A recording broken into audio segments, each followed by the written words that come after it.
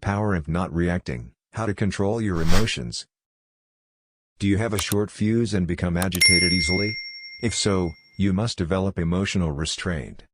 It can be simple to become lost in the bustle in a world full of stressful situations. However, you may regain control of your life and make good changes for the future by being aware of your emotions and learning to control them. Number 1. Learn to recognize your emotional triggers.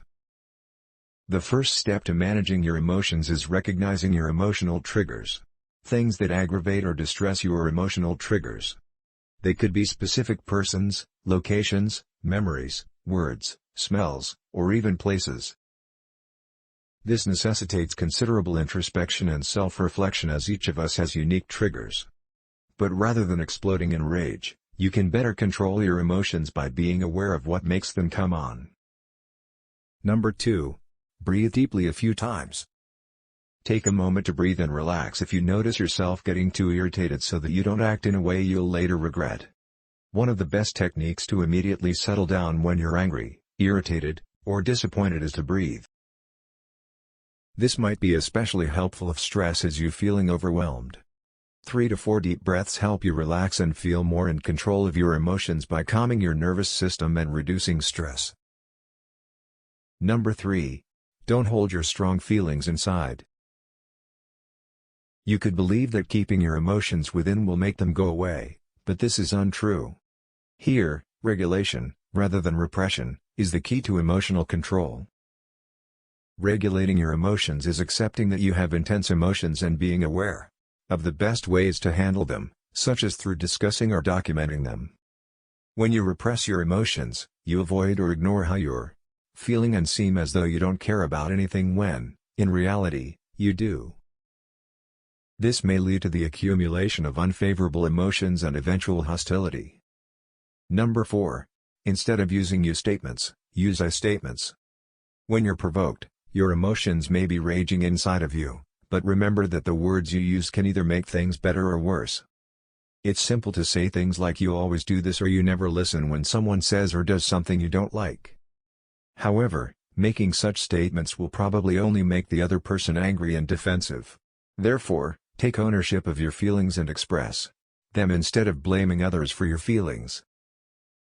Say something like, "I feel worried when you are late because it makes me worry about your safety," instead of, "You are always late." Instead than passing judgment on the other person's behavior, this keeps the conversation focused on how you are feeling. Number 5.